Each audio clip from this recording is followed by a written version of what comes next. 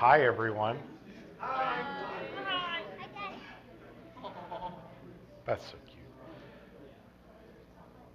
Okay. Everybody had an awesome day so far? Friday at dinner time is the best time to have a talk. No, it won't crash this time. Mostly to spite you, dear. Welcome to I'll Take Myrcurial for $100, or Why James is a Cheap Date. Disclaimers. You always got to have the disclaimers off the top. I'm employed. I'd like to stay employed. My boss would be mad, like a boss. Everything I say, you can blame it on whatever you want. Today's Wheel of Fortune has given us non-compliant, cryptographically secure, pseudo-random number generators. You will find these installed at most banks and, well, your house. So I've been at this for a while. Information security specialist for a long time. I've definitely put in the grind. I've worked in pretty much every job slot you can have. Last calculation, I'm sitting in my 134th desk in 1 decade, which is the consulting life for me. Anybody who's been a consultant knows that you get a desk that's better than the photocopier. You are a great consultant. In the last place I worked, I had a desk that was in the building, so I'm awesome. This is kind of an interesting talk. This is me rambling about crap for an hour. There's very little technical in here. You will lose CPEs as a result of being in this talk. So who writes a 1-page abstract and says, so I'm going to talk about stuff? And right there, we've got it. So I'm a guy who has a lot of opinions. Chris Hoff refers to himself as an asshole of the blog. I'm not much farther away from that than he is. I'm a security consultant. I founded a hackerspace, which means I've learned how to herd angry cats. I'm a contributing analyst, which means every now and then you read my opinion and think that it's fact. I'm a columnist, which means I'm sort of a reporter. I'm an Infosec geek. I am a self-identified and proud hacker. I am a social activist, although if you'd asked me 20 years ago if I was going to grow up to be a social activist, I would have giggled at you. I am an author, I am a speaker, and most of all, I'm a parent, and this is the first time I've had my kids in one of my talks. It's awesome. So you all agreed to sit in here based on reading 1 paragraph. And like all end user license agreements, your choices are stay or go. This is something that is a major problem in our world, and realize that this could include license terms about your ability to say anything as a result of hearing anything in here. And if you think this is a scary world that we don't yet live in, talk to a lawyer. So this is a highly structured 70-slide version of what is running through my brain at maximum speed all of the time. I'm one of those people who is proudly lacking in attention. And it's like having a radio tuned to every channel in your head all the time. And there's no way to make the damn thing shut up. So you get to share in that joy for the next hour.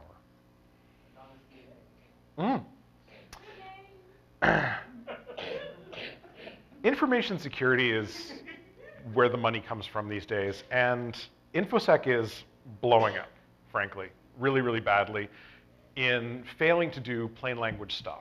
And the reason that I'm going to make this claim, and I'm going to stand by it, is 10 years ago, we were doing exactly the same thing we're doing today. Nothing is any better. There are still breaches like you can't imagine. Last week we had, or was it even this week, we had 3.5 million breached out of the state of Texas. It just keeps going and going and going, almost regardless of how much effort we put into it. And in large part, I think it's because we've created this weird kind of pseudo-mystical priesthood, and we're only a few steps away from being news stories about, violations. I want you to think about information handling. This is one of those things that ends up in the policy documents for every organization, and if you work in a company that has more than 5 or 6 people, you've probably signed off that you shall be compliant with the policies of the organization.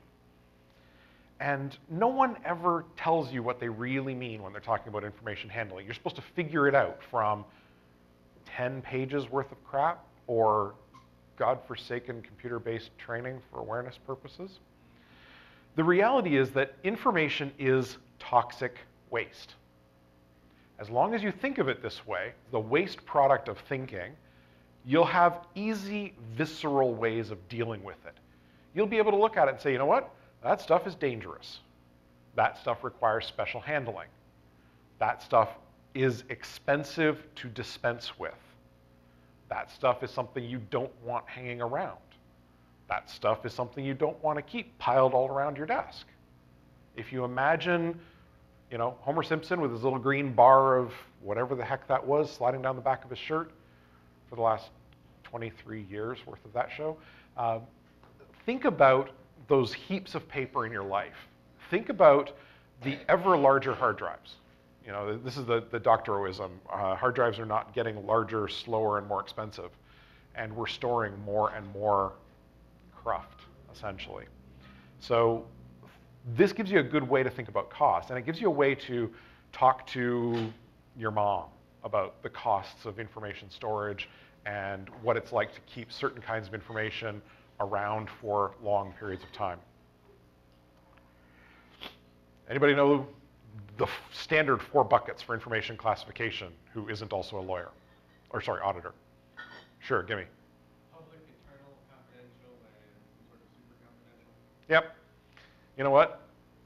I strongly disagree that there are 4 buckets. I think there are actually only 2, and the class called other.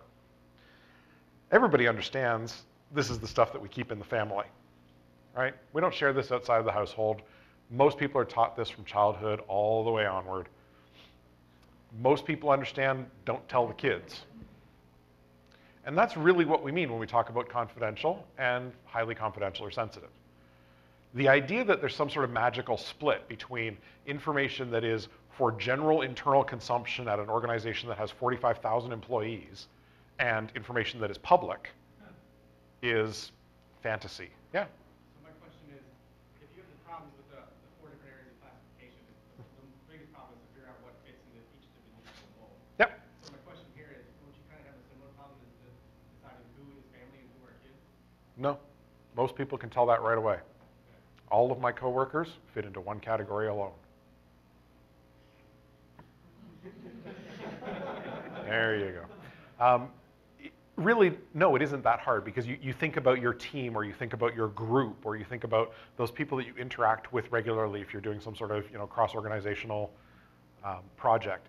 That's the in family.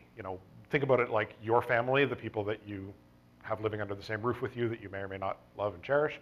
Think about it like another kind of family, usually Italian or Japanese.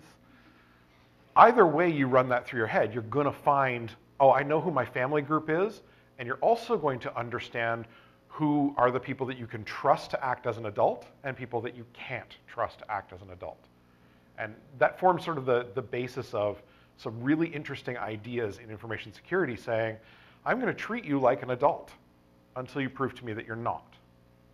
And that's contrary to every single information security policy I've ever written. And I've written a lot of them, over 30. And they all say employees are irresponsible children and shall be treated as such, spanked regularly. And it's not reasonable. How many people think they're really good at understanding risk? Okay. People who play with electrons and propane generally do understand risk. For most organizations, the biggest risk to be concerned about, the second biggest risk to be concerned about, and the third biggest risk to be concerned about. This is so easy to get across to an executive. If you're saying to them, we need to figure out how we're going to fund our information security program. And I'm going to give you a 3-part funding formula. And the 3-part funding formula is really simple. You're going to give me the money to keep you out of an orange jumpsuit and make sure you don't have to explain to your spouse why you're moving. Not that she wouldn't have read it on the front page of the newspaper. We'll negotiate how much money you're willing to spend to not appear foolish in public. Because we have this problem with the cost of reputation, right? I mean, there's the cost of reputation that was experienced by TJX when their stock went up the day after the breach. There's the cost in reputation from, oh, I don't know, a couple months ago I was at a conference and the keynote speaker was the ex-CISO of ChoicePoint. Not somebody I'd put in charge of my information. How about you?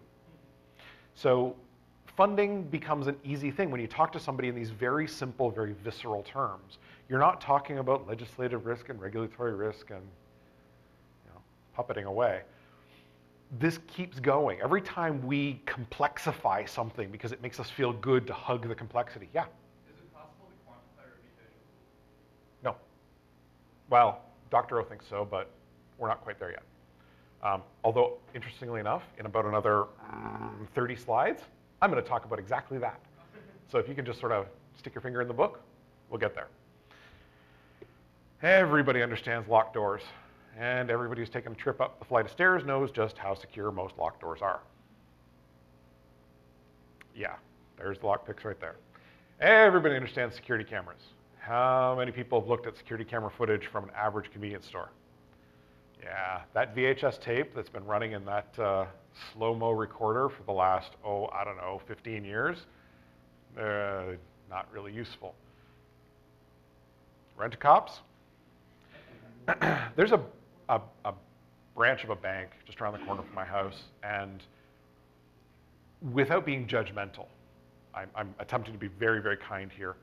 The guard at that bank is a candidate for the Biggest Loser. And I could run in, grab the money and half the employees, a few desks, and the vault before he could chase me out of there. And because we're in Canada, he's not armed. These are interesting ways to talk about controls because it points to the average person, intelligent but otherwise uninformed. It's a great phrase I learned a number of years ago, and it adequately describes the job we're supposed to be doing. Yes? Is rent-a-cop a deterrent and not a prevention device? No, it's a mitigation. It means that your prevent and your detect are not functional enough, so you need a human, which is the essence of pretty much every. Rent-a-cop isn't there to keep the bank robbers away. It's to keep the average asshole who's going to start shit in the lobby. Yeah, which is, that's essentially the same reason for the locked door or the video camera. It's another layer wrapped around brittle technological controls. So locked doors are really brittle. They're easy to break, whether you're breaking them TJ Hooker style or whether you're breaking them Deviant style, right? Security cameras, they really don't work that often. Not nearly often enough to be useful. The way that you can do resolution enhancement in NCIS, never done that in the real world. And rent-a-cops vary in value and almost directly according to what you're willing to pay for them. If you're willing to pay $14 an hour, you're not going to get a real good rent-a-cop. If you're willing to pay $45 or $50 or $70 an hour, you're going to get a great rent-a-cop. It's a matter of what you're willing to spend on brittle technological controls or medium strength mitigations for technology that doesn't work. User behavior. We need to start rewarding compliance. Most, if not all, information security policy books are based upon walking around with a whack-a-mole hammer and smacking your employees around. This doesn't work with 7-year-old boys. I don't know why it would work with 30-year-old boys. Information security needs to start offering solutions. When somebody says to you, hey, I want to do this completely bat crap crazy thing, your response should be, well, you know what, Fred? That is a brilliant idea. Here's 3 things that I'd like you to do that would make it safer for all of us. Let's get your idea executed. The fact that it's going to fall flat on its face and Fred's going to look like an idiot is fine.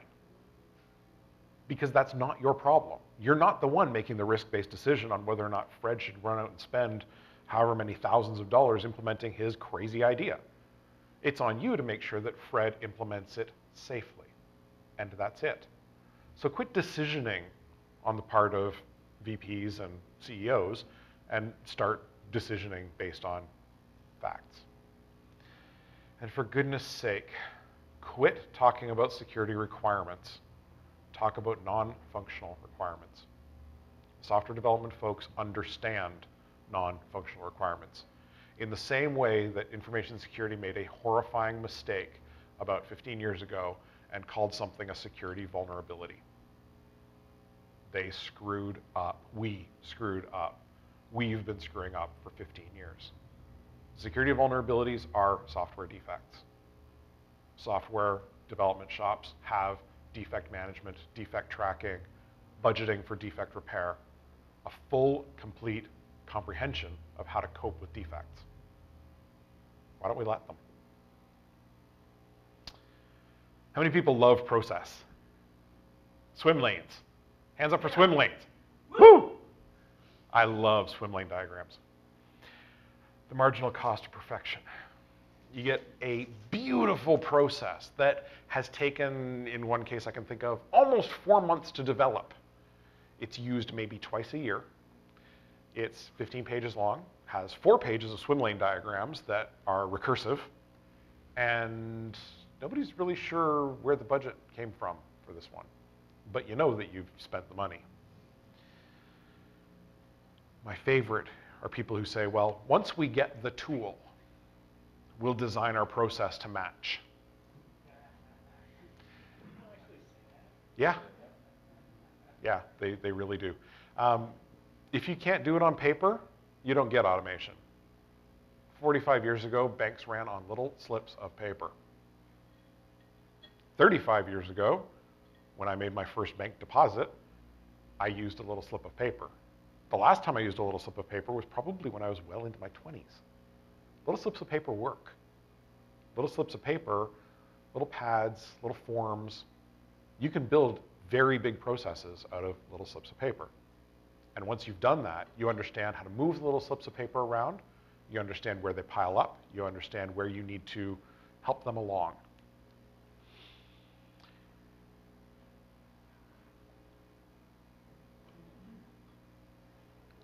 You can spend as long as you want on process development. If no one's going to use it, there is no point. You should have just stopped at the beginning and cut your losses. Technology. How many people love blinky lights and shiny things? Yeah. There's really only 3 kinds of security technologies. There's things that enforce policy, there's things that measure an instrument, and there's special weird things. Most organizations have a fairly good handle on policy enforcement. They're not using it correctly. God forbid you should put in an outbound firewall rule. You wouldn't believe how much heck I've taken for outbound firewall rules. Most organizations are getting to the point where they're starting to measure things in a meaningful way. They're actually using the tools that they have deployed. They're looking at NetFlow output. They're looking at IDS output. They're looking at IPS output. They're starting to see what's working and what isn't working, slowly. Special systems really only need to exist when you have a very special need. So if you need to store large amounts of crypto key material, you probably need a hardware crypto device that stores crypto keys in a safe and secure way. But everything else fits in the first 2 buckets, and you need to not let vendors create new kinds of devices, which are really old devices with a slightly different, well, let's call it what it is, search and replace on the user interface. You need to eat more dog food, all of you. Information security runs entirely on do as I say, not as I do. This has been proven with, oh, I don't know, shall we mention any 3-letter names? Yeah. Infosec always breaks the rules. It's what we do, right?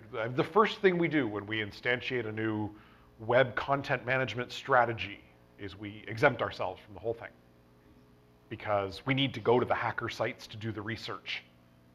So I can't have any of that filtering stuff turned on.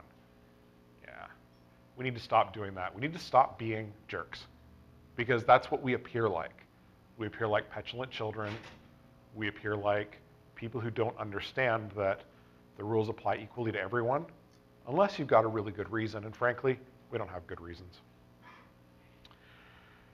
If you want to argue about this or talk about this, tomorrow, 3 p.m., it's going to be completely awesome as we social engineer some business into your security.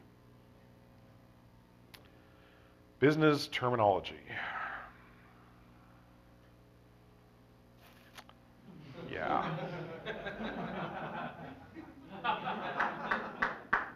That is the non-ironic use of the blink tag. So once upon a time, and far too many people have seen me say this, including I discovered yet another university is using this particular talk, I counseled everyone to learn how to talk like an MBA-toting business, something or other. My children are in the audience. I was mostly right. I wasn't entirely right, though, because guess what? I'm not an expert, and I make lots of mistakes. I love $75 words. My favorite. This comes from spending too much time reading Reader's Digest, the only room in the house in which Reader's Digest is ever read. Use some $2 words. Stop verbing the nouns.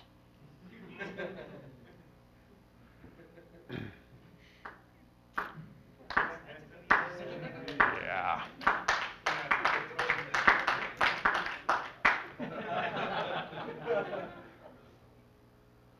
Did you invent that one, number 5? Nope. I've always covered my ass. This is my favorite line. This happens in every single project conference call I'm on. We're going to need to evaluate your options. What? Everybody's heard this kind of phrase, right? What is the semantic content of this? What are they saying in these kinds of phrases? Paradigm shifting while opening the kimono and going triple net on solutioning the opportunity space for capitalization of early market trailing leads looking for leverage and advantage post-Web 2.0. Where's synergy? Where's synergy? You have to sprinkle the synergy on it. Some of the time, you need to be that person to get the job done, but avoid cyber douchery. How many people want to have a career in InfoSec? How many people have a career in InfoSec that they didn't want? Yeah. So I've been going through some career-related struggles. The first one is I've got a job, but it's not going anywhere. I am stuck. The reasons for stuck are many and varied. One of the biggest reasons for stuck, honestly, is you thought that you were a grown-up and thought that you were mature, and you have a family, you have people that depend on you, and you can't just take flying leaps because it affects other people besides you. If you end up on the street hungry, that's fine. That's yours. If you put your family out on the street hungry, you're stuck.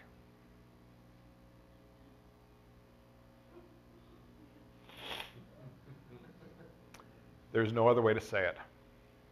Dilbert is an optimistic view of average corporate lifestyles.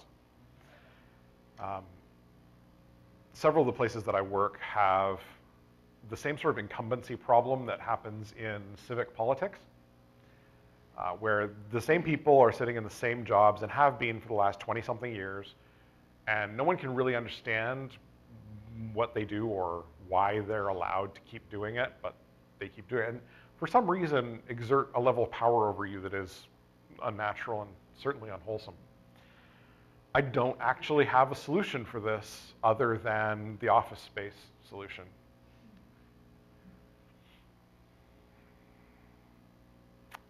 I have a job. I wear a suit. I commute. I'm sure you guys have read about my commutes on the Twitters. Yeah. I don't get to have a lot of weird and wild fun, which is why when I come to events like this, I end up having too much weird and wild fun.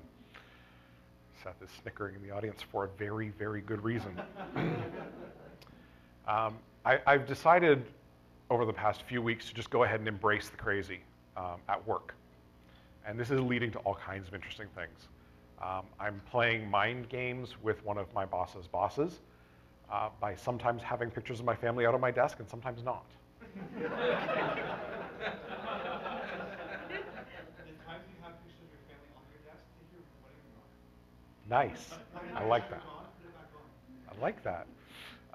I've also, and all of you really should try this, I've also started using a standing desk. The awesome part about using a standing desk in a cube environment is you are the prairie dog on patrol all day long. You can see what other people are doing. There are some lovely people who work in the building that I work in who are probably contractors who are never not Facebooking at work. And I love being able to stand there and watch them all day. For many of us, this is the single problem. We're at the point now where we've got this huge bubble of population that can't stop working. They all thought they were going to because they were running on real estate or mutual funds, and they hadn't yet switched their asset down into something that's a little more safe and secure. And then we had Econopocalypse V1, and I think we're well on to Econopocalypse V2.0. It's not showing any real signs of going away. And you can see this as you know, if any of you are the traveling folk. The coasts are very different from the middle of the country. The middle of the United States is still seriously depressed. And what? Stop making fun of me from down there. Oh, okay. It's not cool, a lot of stuff that's going on right now, and it means that a lot of people are going to have to work way longer than they planned on. And when you look at it from, you know, the perspective of our grandparents, living to 65 or 67 was pretty awesome. Certainly all of my male relatives, that was pretty much the end of the road if they got that far. It's not quite the case for most of the female relatives. I'm going to try and figure out how that happened exactly. But the reality for a lot of us, you know, people that are our age, we don't have a real clear idea of when our working lives are going to end. We can certainly say it is not 65. It's either sometime quite sharply before that or quite long after that. So I'm on major career number 3 or 4, depending on how you count them. I have no idea what career number I'm going to be on by the time I'm 75, but I'm pretty sure I'm going to be working. And this has got to put a little bit of change in how we structure organizations, how we build succession planning, how we hire and fire according to keyword searches, for lack of a better way of putting it. I just wanted to point out the seemingly negative connotation of the word work and what you're saying. Sure. You know what? That's actually worth talking about. Maybe I could be a little more clear. You can tell me when I'm wrong. Work is that thing I do that enables me to do the things that I want to do. Sometimes I love my job. Sometimes my job is soul-sucking in a way that is undescribable. And that's been true of every job I've had since I got a paper route in grade 2. So yes, there are kinds of work that are drudgery, and there are kinds of work that are really awesome. Most of the work that I do that is really awesome, I don't get paid for. And like I said earlier, I got some people who are expecting a roof and electricity and Fruit Loops. Heat, yeah, from the Canada, you know. A lot of times you find out as you're going through this career progression thing that you missed a step somewhere along the way. Skipping happens, right? Skipping happens to many of, you know, sort of the people that we hang around with. It happened to us in school. We're sort of accustomed to it. And then you get to the point where some, usually HR Chet-looking son of a something, is saying to you, well, you missed this one critical step 5, 10, in my case, more than 15 years ago. And until you make that up, we got you. So, you know, I managed to climb to the point where I was CISO for a mid-sized publicly traded financial institution with a college diploma in media art, which means I'm really, really, really good at making slideshows. You think I'm kidding? I have a diploma in slideshows. If I want to go much higher, I need, you know, an MBA or an MSc in IT, and that would all be great, except I don't have a bachelor's degree. And I was told by the school that I went to that none of my courses from them count. I said, even core English? And they said, yes, there have been significant changes.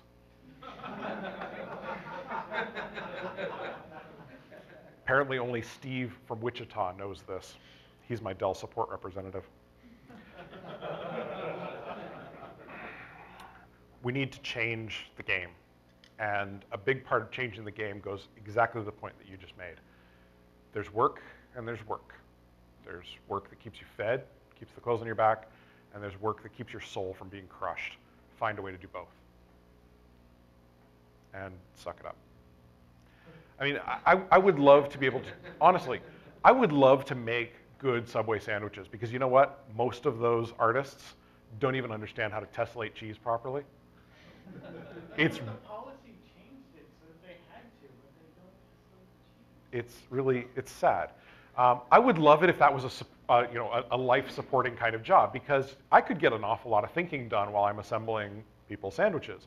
But I can't work for minimum wage because I have people who expect roofs and heat and electricity and Fruit Loops and Nintendo.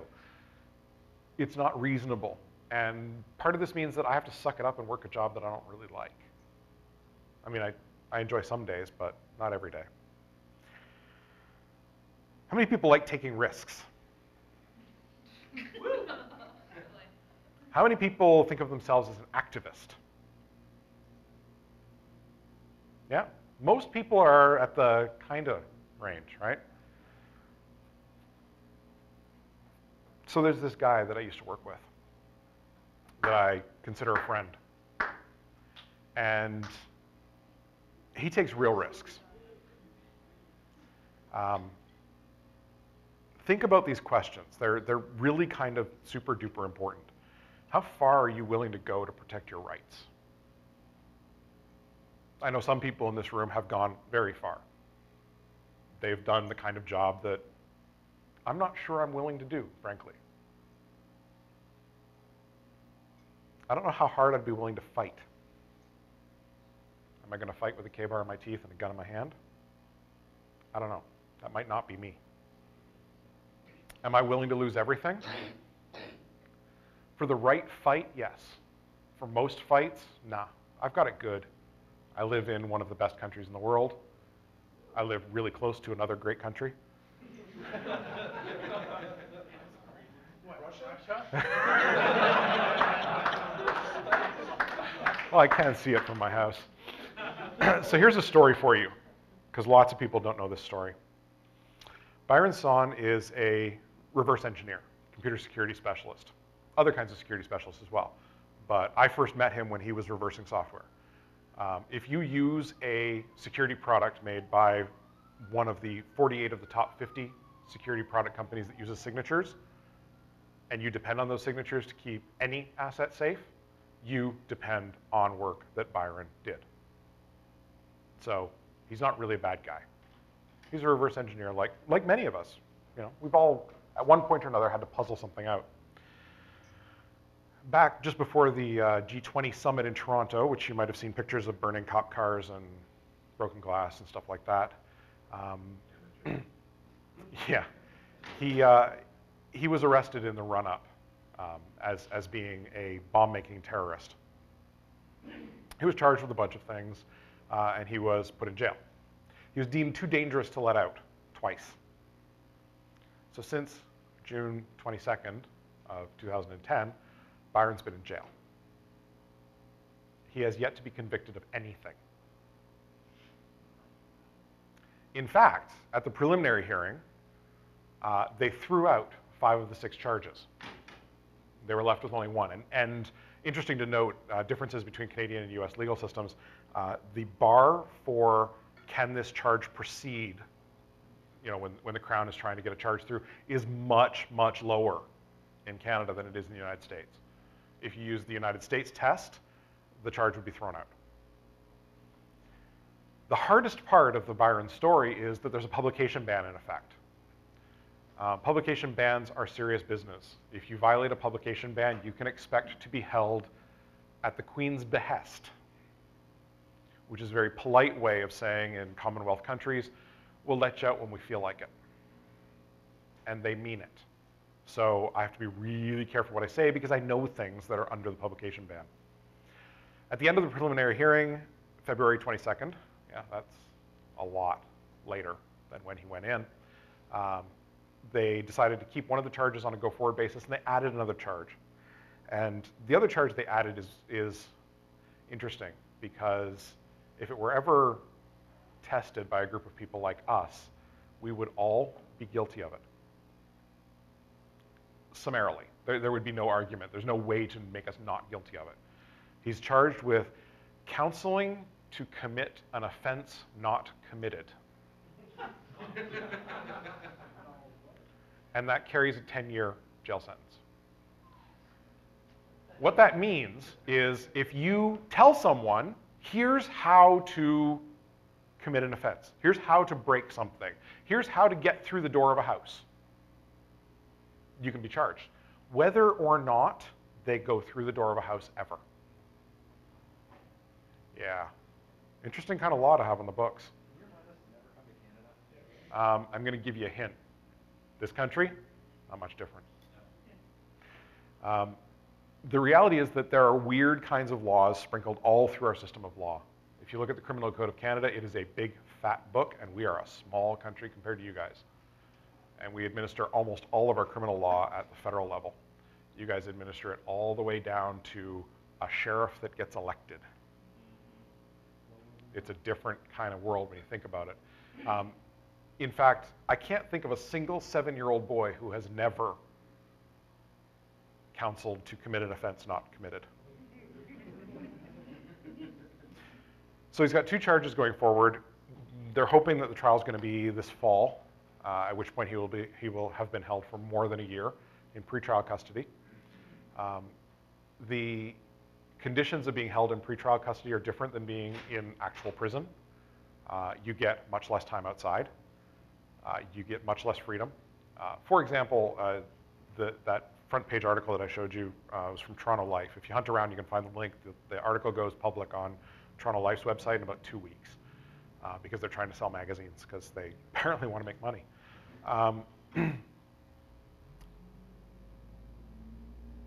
He can't have that article. He can't have a photocopy of it. He can't have those pages torn out of the magazine. He's not allowed to receive that magazine because one of the conditions of pretrial custody in Canada is you're not allowed to have a picture of yourself. And he's pictured in the article twice, and he's pictured on the front cover of the magazine. So, odd kind of world to live in. I would love to tell people about stuff that's under the publication ban, but I'm scared to death of going to jail because I have a family who likes their Fruit Loops. A lot of people think that this is not something that could happen.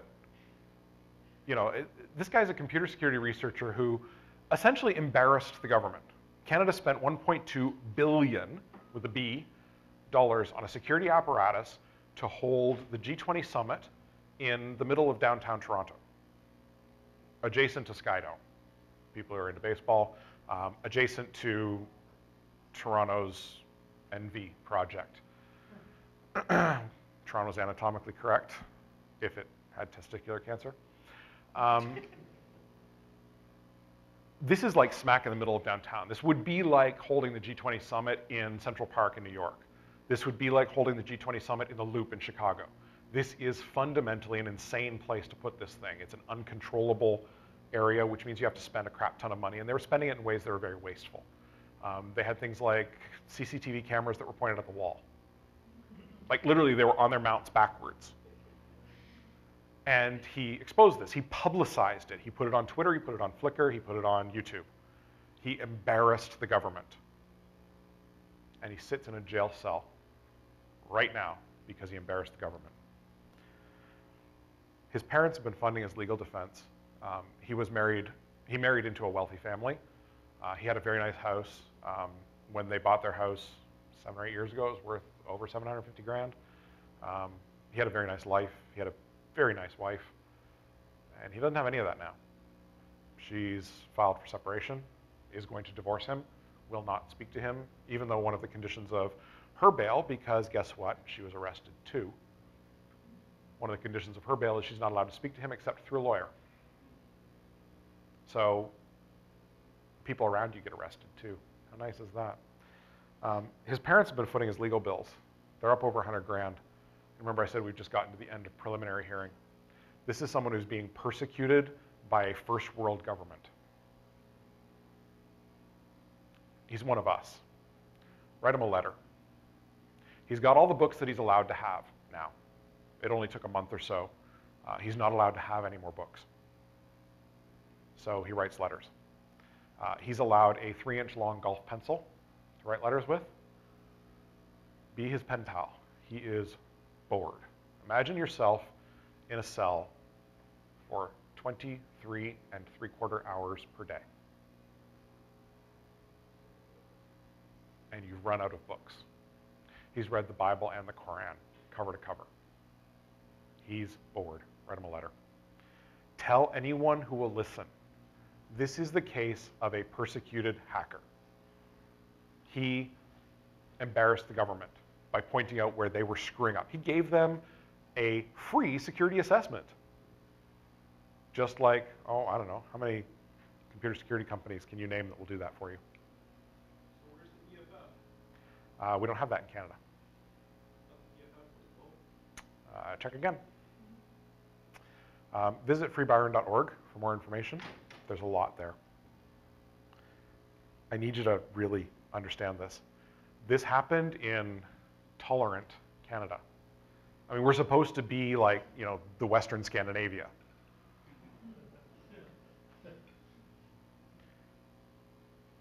He was arrested on a trumped up papers, please. So people that are of my age or older remember laughing uproariously at a Canadian or American actor imitating a Russian demanding papers. Go back and watch movies from the early 80s. Papers, please.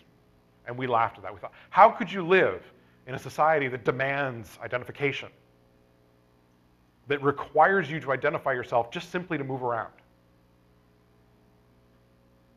How many people have provided identification to move around to get, I don't know, here? Being critical of the powers that be will get you noticed.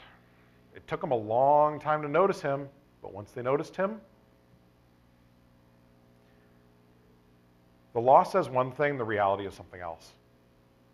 There is this kind of extrajudicial punishment called, we'll get to you when we get to you. And in the meantime, you're just too dangerous to be let out. It happens. We lost count of the number of murderers and rapists who got bail since Byron was arrested, because it's more than I can count on my hands. And this guy took photographs and put them on Flickr and Twitter. He took video and put it on YouTube. Anybody in this room ever done things like that?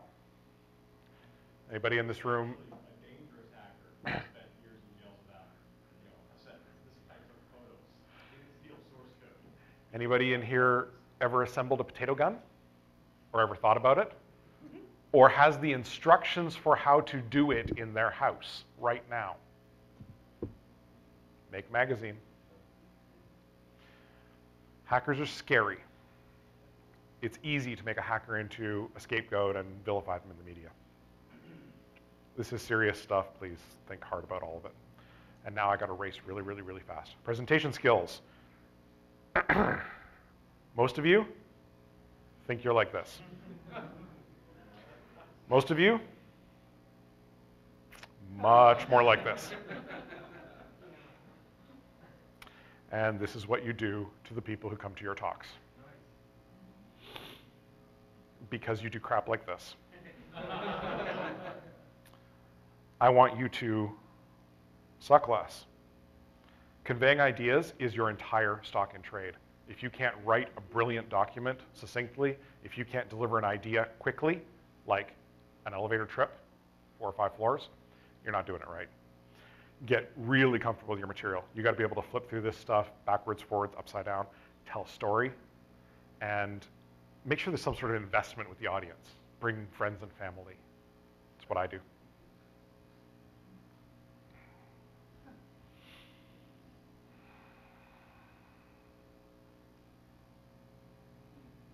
it stuck?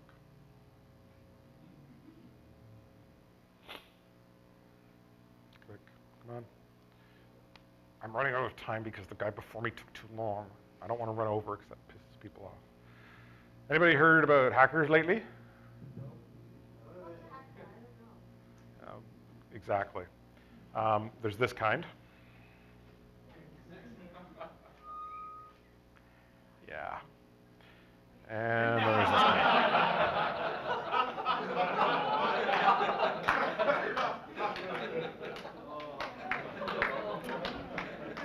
DEF CON 18 Internet Wars panel. And yes, evidently the only shirt I own. Hackers and makers are kind of colliding right now. They're colliding in a very interesting way. It's really interesting, really awesome, and I think very, very good because it shows signs that we are a civilization that is unwilling to believe in magic. We want to understand highly advanced technology. No. Maybe.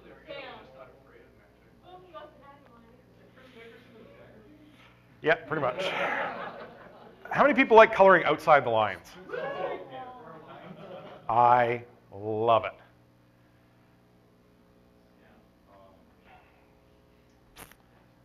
These are really good businessy kind of things, aren't they? This is the kind of thing you can put in a corporate PowerPoint slide and no one will argue with it. But being different is expensive. Some of us have been paying that price since high school. I paid it in the form of being locked in lockers. I'm sure many of you have cotton in places you never thought you'd ever have cotton. Conformity has some pretty high costs too. People who live in pop-up McMansions in suburbia are paying a different kind of price.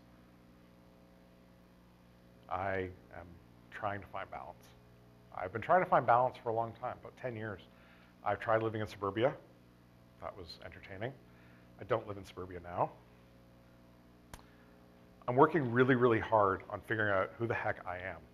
This is the midlife crisis, as it is called. I do not have a red sports car, although technically speaking, well, let's not tell them the secret yet. I have a vehicle that has the largest engine in its class. It is painted red. It has a sunroof. It has alloy wheels. It has leather seats. Technically, it can be a two-seater in certain configurations. Dodge Grand Caravan with stow and go, baby.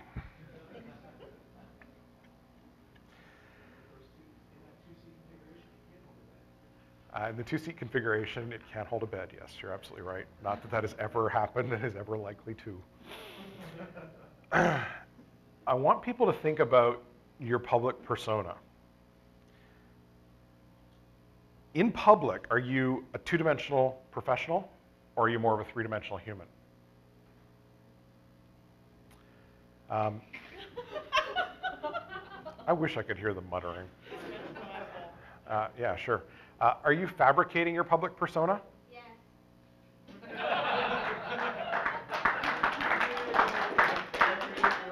Yeah.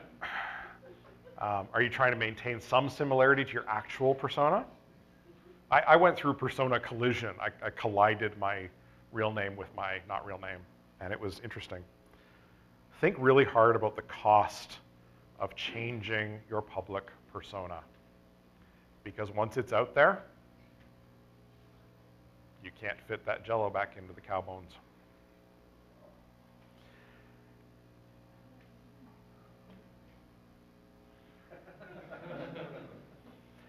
I think we're moving towards a reputation-based economy. At most security conferences and hacker conferences, I rarely pay for drinks because I won't stop talking. And some people value that. I have a reputation for not shutting up. I have a reputation for occasionally knowing what I'm talking about. There's a lot of value getting wrapped up in reputation, and it's going to be interesting watching what happens as the unerasable reputation follows you. My high school and university age years are not recorded anywhere because back then we didn't have the computers yet. I want everybody to read books because a lot of us have stopped reading books. No, Kindle is not a book. iPad is not a book. BlackBerry is not a book. Newspapers aren't books. Web pages aren't books. Read a book. Read a book that's older than you, because we're not the generation that's invented everything. There's stuff in there. Books can teach you things. They can teach you about how to teach other people. You can reinterpret old stories from the past and bring them forward and make them relevant. One guy figured out how to make a lot of money doing that and was later involved in a reverse takeover from another guy who wears a black turtleneck who likes to reinvent old stories. The important thing for us is it allows us to make predictions. I'm one of those people who is a science fiction fan. I expect at least one or two of the rest of you are. We've lived through science fiction turning into real life. I mean, the idea of a pocketable global communications device was impossible when I was born. And pretty much everybody in the room's got one in their pocket. That's pretty cool. So what came after that from science fiction? Cyberpunk? Anybody thinking that we're in a cyberpunk kind of world? Oh yeah, the space thing? Dude, I figured it out. Elon Musk is the smartest bastard I've come up with. Do you know why? Because I've been demanding a vacation on the moon since I was a young kid. He's figured out how to do it. By 2016, Elon Musk will be able to put himself on the moon if he can get his insurance company to let him, because he decided he wasn't going to wait for anyone to do it for him. Work these predictions through. Look at cyberpunk. I mean, cyberpunk was written in the late 80s, early 90s, right? And the immediate post-cyberpunk stuff, not Singularity and beyond, but the stuff where civilization is devolving and turning weird and getting polarized, and people who quit their job as a public servant trying to get elected as a public servant, and in the meantime working for an entertainment company. It's a very strange world. We're seeing that balkanization thing start to happen. If you read some of the predictive news out there, there are people who are publishing articles that are being scholarly reviewed and seen as possible that the United States is headed towards a civil war, because politics is getting so polarized that it's going to be Democrat versus Republican in the street. It's a weird world we're living in. It's a world that's starting to include the notion of tribes.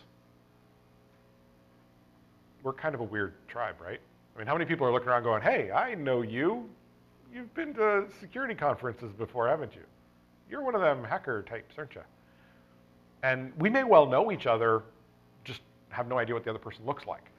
And that's a world that we've been living in, some of us, for a long time. For me, it's more than 20 years. I know people who I've still never met. And I consider them amongst my best of friends, and I've never met them, and I have no expectation that I will. Think about how to take predictions and pull them forward into your work.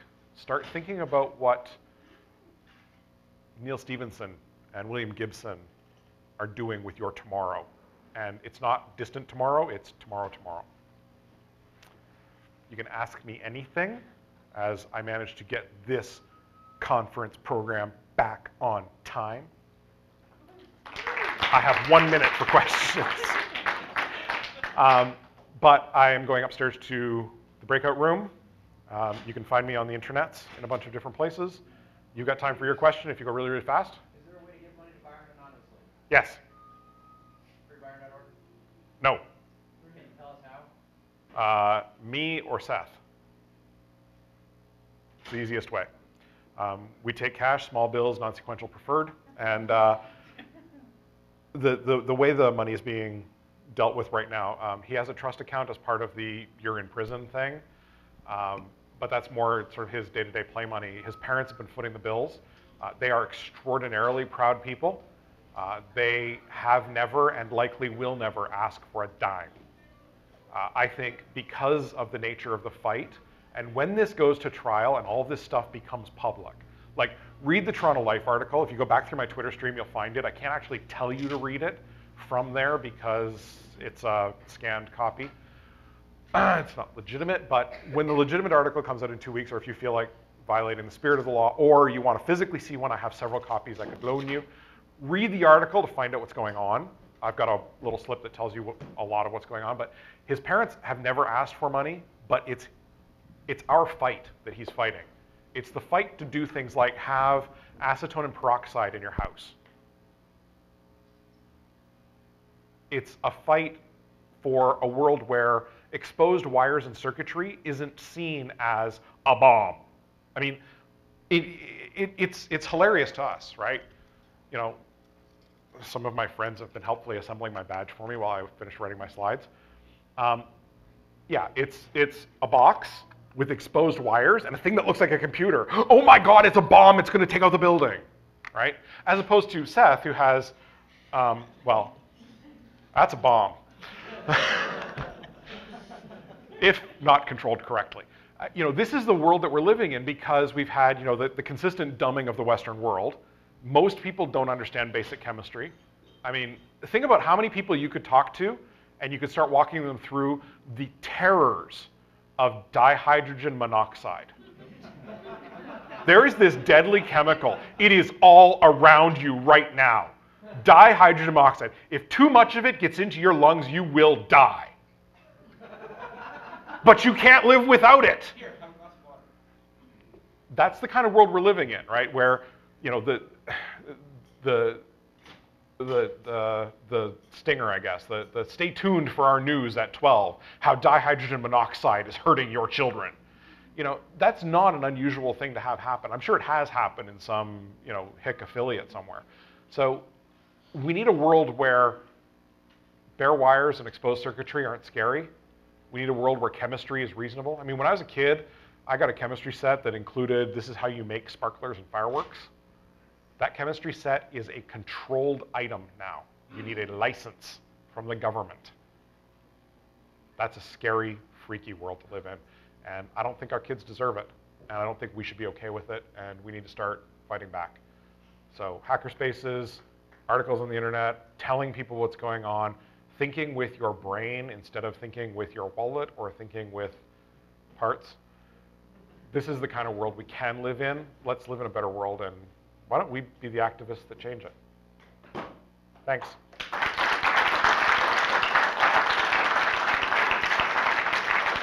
Stay tuned for propane and electrons, or how to get yourself an eyebrow transplant.